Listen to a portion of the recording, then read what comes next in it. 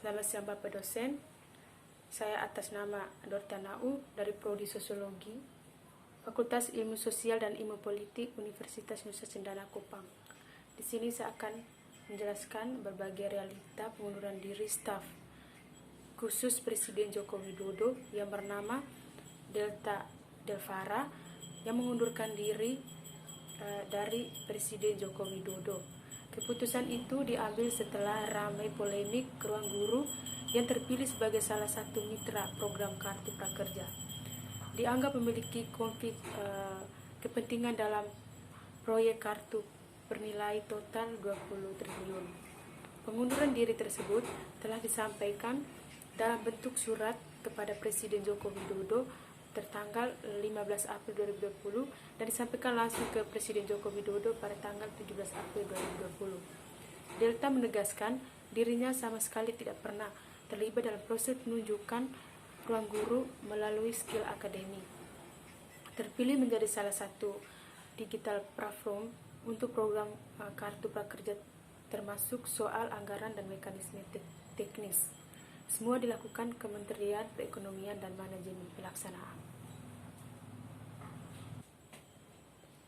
Dari artikel yang saya baca ada 6 fakta Delta Delvara yang mengundurkan diri dari staf khusus milenial Presiden Jokowi yang akhirnya ia mundur. Salah satu kehebohan di jagat maya dipicu unggahan surat terbuka dari CEO Ruang Guru yang juga memperkuat jajaran staf khusus milenial Presiden Joko Widodo. Surat terbuka Delta Delvara berisi pengunduran dirinya sebagai staf khusus Presiden Joko Widodo. Keputusan mundur Delta Delvara mendapat reaksi beragam, apalagi ia mundur hanya beberapa hari setelah publik mengetahui Ruang Guru turut menyediakan pelatihan daring yang jadi bagian dari program kartu tersebut.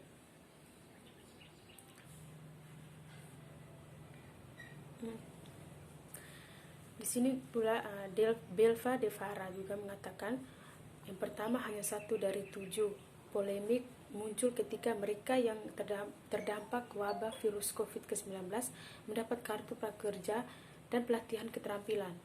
Lalu dari 7 perusahaan rintisan dipilih untuk memberikan pelatihan terkait program prakerja tersebut. Salah satunya Skill Academy by Ruangan Guru milik Delta Delvara. Ia sendiri menjabat sebagai staf khusus milenial Presiden Joko Widodo. Masuknya Skill Academy dalam daftar 7 perusahaan rintisan dikhawatirkan menimbulkan banyak konflik atas dasar kepentingan tersebut. Yang kedua, adapun klarifikasi dari media tentang pengunduran oleh Delvara tersebut. Ia mengatakan bahwa ia tidak terlibat dalam pengambilan keputusan apapun di program prakerja, termasuk besaran anggarannya maupun mekanisme teknisnya. Semua dilakukan independen oleh Kementerian Perekonomian dan Manajemen Teknisnya melalui Kementerian Perekonomian dan Pelaksanaan yang dilakukan oleh manajemen tersebut. Ada pengandaian yang ketiga, ada pengandaian toko. Ia menjelaskan proses ini mirip dengan proses kurasi Kartu Indonesia Pintar atau Kartu Jakarta Pintar, di mana banyak toko atau barang-barang yang terima pembayaran dengan kedua kartu, bahwa mereka hanyalah satu toko dan sekian banyak toko yang menerima pembayaran via prakerja tersebut. Yang keempat, mundur pada tanggal 15 April 2020, ia menekankan proses verifikasi semua mitra kartu prakerja berjalan sesuai aturan. Tak ada keterlibatan yang memunculkan konflik kepentingan tersebut. Pemilihan pun dilakukan langsung oleh peserta pemegang kartu prakerja. Yang kelima, alasan mundur. Ia mengambil keputusan yang berat ini karena ia tidak ingin polemik mengenai asumsi atau persepsi publik yang bervariasi tentang posisinya sebagai staf khusus Presiden Joko Widodo menjadi berkepanjangan, yang dapat mengakibatkan terpecahnya konsentrasi Bapak Presiden Joko Widodo dan seluruh jajaran pemerintahan dalam menghadapi masalah pandemi COVID-19 ini. Yang keenam, ada pun reaksi dari Presiden Joko Widodo. Presiden Joko Widodo belum memberikan pernyataan resmi terkait mundurnya Delva Delvara. Namun, pada Delvara menggambarkan bahwa Republik Indonesia memahami keputusannya untuk mundur. Ia pun berterima kasih kepada Bapak Presiden Joko Widodo yang telah memahami dan menerima pengunduran dirinya, walaupun singkat, sungguh banyak pengalaman dan pelajaran yang sangat yang ia dapatkan dari pekerjaan sebagai staf khusus Presiden Joko Widodo. Pengunduran diri Belva dinilai menyelamatkan Bapak Presiden Joko Widodo.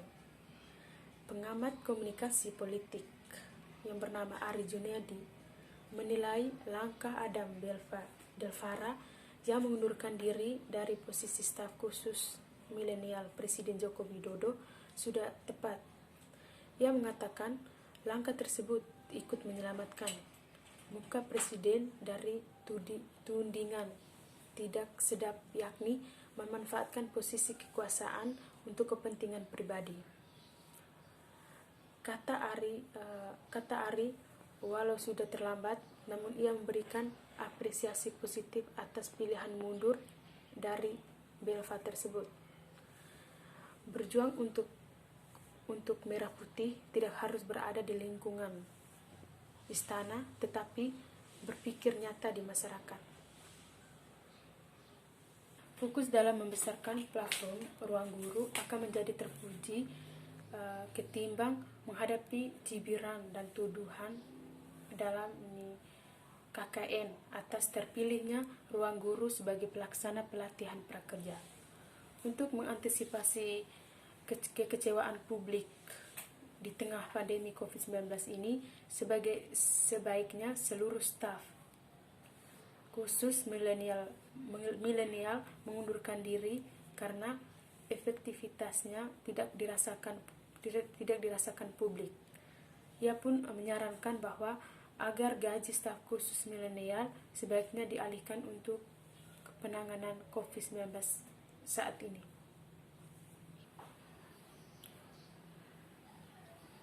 Berbicara mengenai pengunduran diri staf khusus Presiden Joko Widodo, di sini pun ada berbagai keterkaitan antara yang pertama politik kenegaraan, di mana berbicara mengenai politik kenegaraan, tentara ada di garda terdepan untuk menjaga keutuhan, persatuan dan kesatuan bangsa.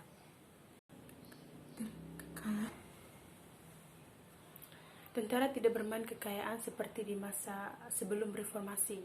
Sistem Indonesia juga tidak memungkinkan TNI Republik praktik seperti tercantum dalam Undang-Undang TNI Nomor 34 Tahun 2004 dan Undang-Undang Polri Nomor 2 Tahun 2002. Apabila ada anggota TNI maupun Polri yang ingin maju dalam pilkada, wajib mengundurkan diri terlebih dahulu.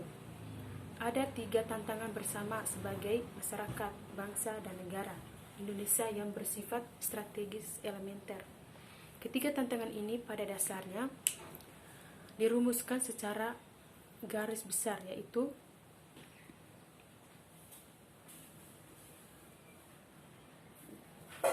yang pertama, kepemimpinnya yang memperoleh mandat dan kepercayaan elektoral dari rakyat melalui proses pemilu. Yang kedua, kepemimpinnya mendapat otoritas di luar